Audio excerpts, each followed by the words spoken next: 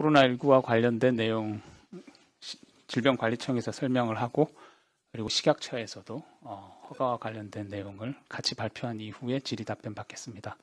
그럼 먼저 정은경 총장의 코로나19 관련된 보도자료 설명이 있겠습니다.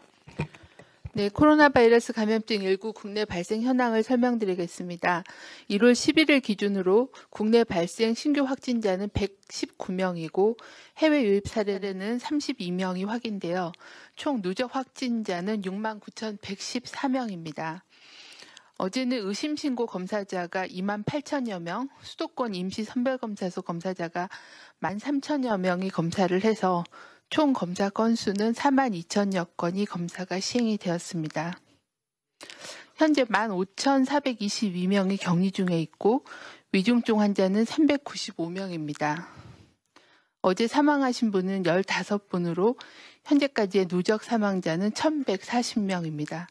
고인의 명복을 빌고 유가족께는 심심한 위로의 말씀을 드립니다. 네, 1월 11일 기준 국내 주요 발생 현황을 말씀드리겠습니다. 어제는 국내 발생 신규 확진자가 419명으로 수도권에서 297명, 약 70%, 비수도권에서 122명이 발생하였습니다. 세부적인 그 유행에 대한 상황은 자료로 일단 가름하도록 하겠습니다. 다음은 지난 일주간의 방역관리 상황에 대해서 설명드리도록 하겠습니다. 국내 발생 확진자는 최근 일주간 일일 평균 738.1명으로 직전 일주보다 192.3명이 감소해서 전주 대비 20.7%가 감소하여 연 2주 연속 감소 추세를 보여주고 있습니다. 해외 유입 확진자는 최근 일주간 일일 평균 35.1명으로 지난주에 24.7명보다는 증가하였지만 30명 정도의 수준을 유지하고 있는 상황입니다. 권역별 발생 상황을 말씀드리겠습니다. 권역별 자료는 1월 11일 기준의 통계입니다.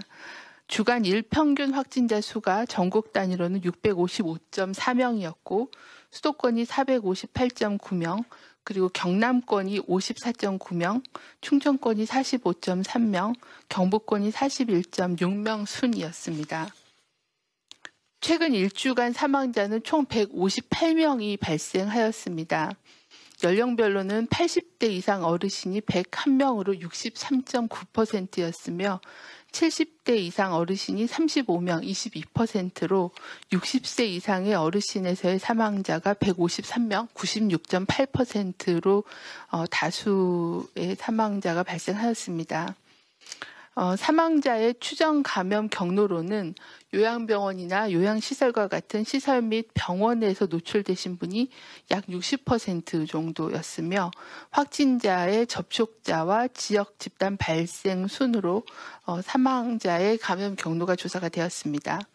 사망자의 경우에는 기저질환이 있는 경우가 96.2%였고 나머지 6명에 대해서는 기저질환 여부를 조사가 진행 중에 있습니다. 지난 한 주 동안의 그 확진자의 감염 경로를 살펴보면 선행 확진자하고의 접촉자가 41.5%로 가장 많은 수를 차지하였습니다.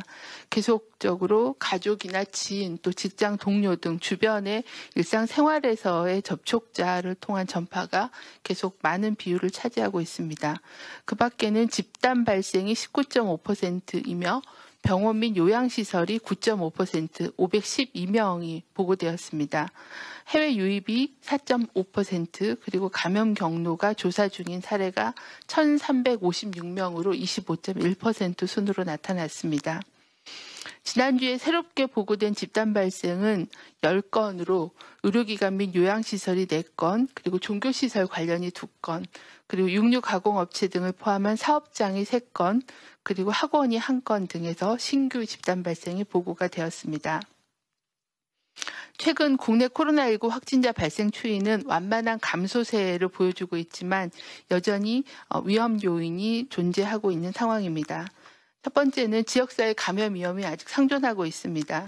특히 확진자의 감염 경로 중 조사 중인 비율이 26.2%로 접촉자 파악이 부족한 부분이 있습니다. 지역사회 내에 숨은 감염원이 존재함에 따라서 이에 따른 지역사회 전파 위험이 아직도 상존하고 있는 상황입니다. 방역당국은 수도권의 임시선별검사소를 지속적으로 운영하며 그간의 운영 성과를 평가해서 1월 17일 이후에 효율적인 개선 방안을 마련할 계획입니다.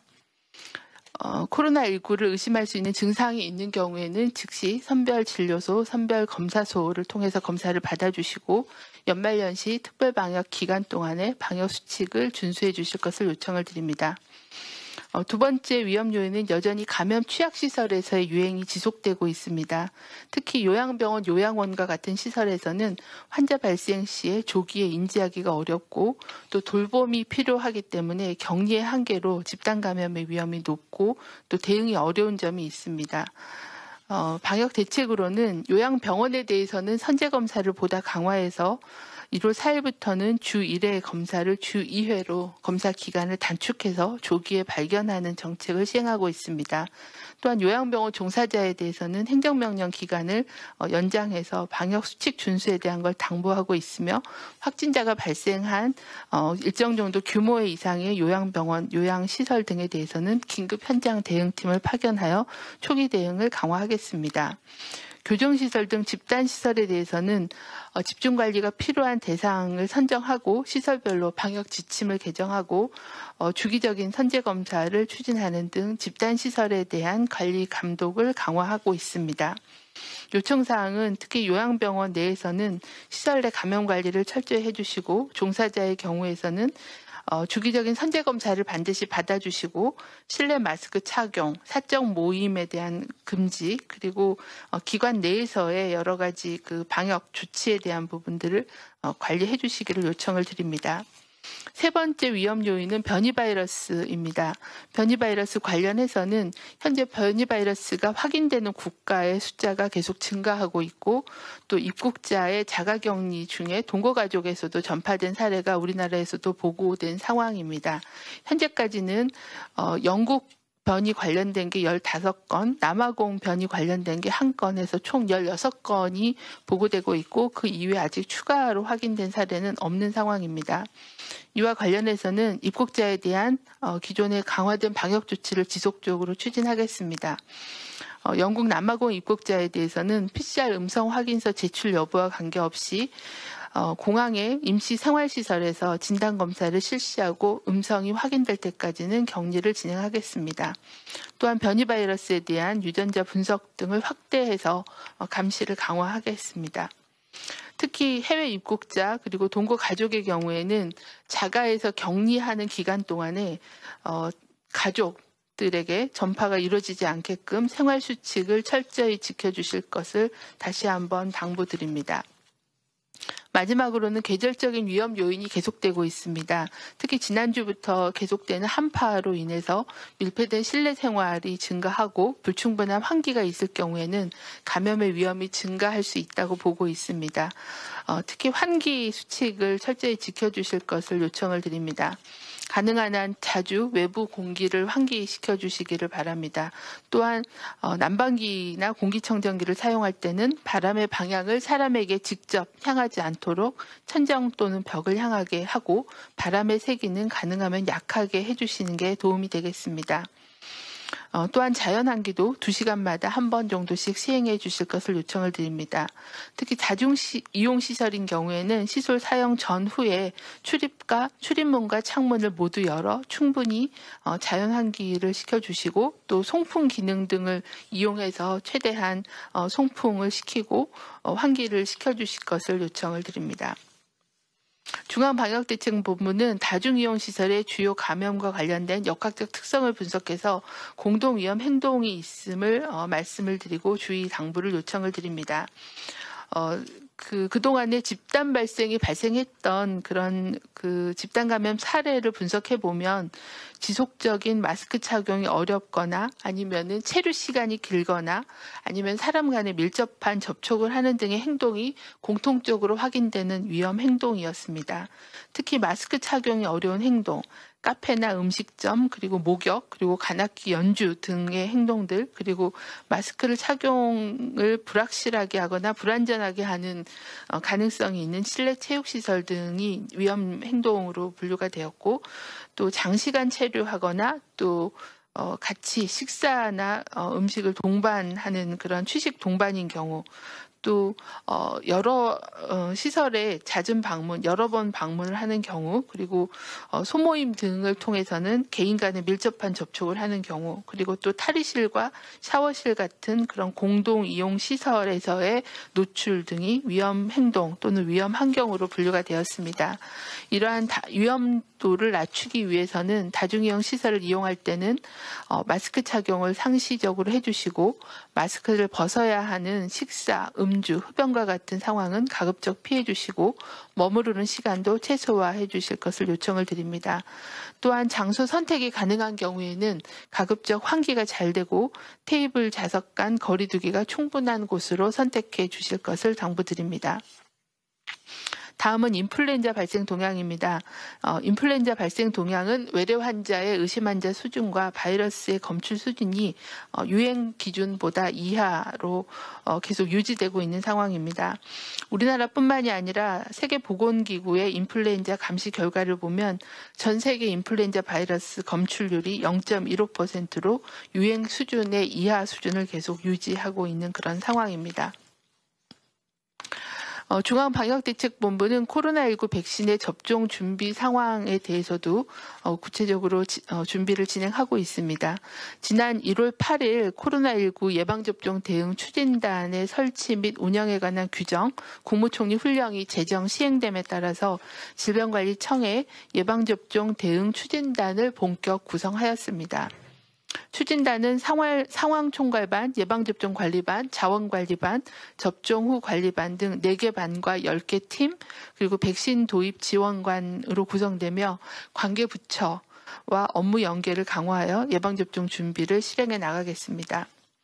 실무조직 이외에도 촘촘한 예방접종 시행을 위해 관계부처 실장급으로 운영되는 예방접종 대응 협의체를 운영하고 전문가가 참여하는 위원회와 의료계 협의체 운영을 통해서 본부처 및 민간 협력에 총력을 다하도록 하겠습니다.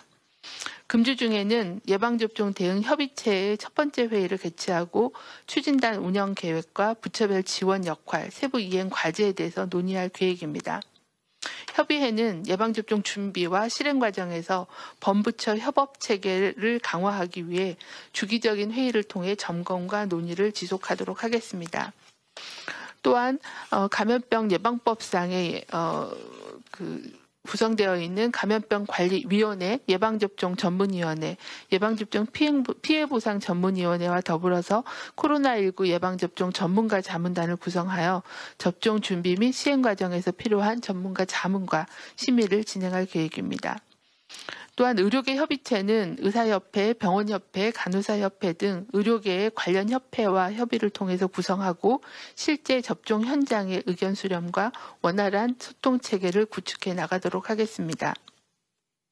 예방접종 시행계획 관련해서는 지난 1월 8일 예방접종 전문위원회와 감염병관리위원회에서 검토를 하였으며 계획안을 지속 보완하고 관계부처 의견 수렴 등을 거쳐서 1월 중에 확정하여 발표하도록 하겠습니다.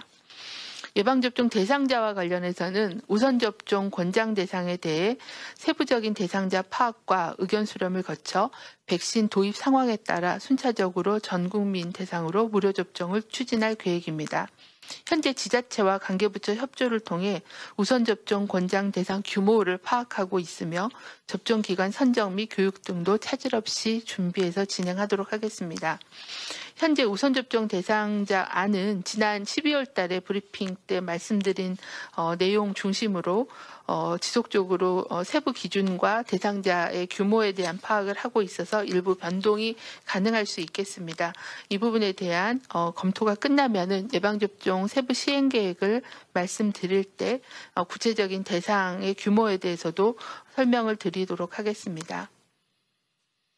연말연시 특별 방역 강화 대책 및 수도권, 비수도권 거리두기 조치에 따라서 코로나19에 대한 세 가지 예방 수칙을 철저히 지켜주실 것을 다시 한번 당부드립니다. 모든 사적 모임은 취소하고 집에서 안전하게 머무르며 종교활동, 모임, 행사는 비대면, 비접촉으로 진행해 주시기를 바랍니다. 장소와 상황을 불문하고 지속적으로 마스크를 착용해 주시기를 바랍니다. 셋째는 발열, 호흡기 증상 등 의심 증상이 있을 때는 신속하게 검사를 받아주실 것을 요청을 드립니다. 이상입니다. 네. 다음은 오늘은 코로나19 이외에도 치료제 백신과 관련된 내용도 설명드리는 날입니다. 식품의약품안전처 김상봉 바이오 생약국장이 국내 백신 치료제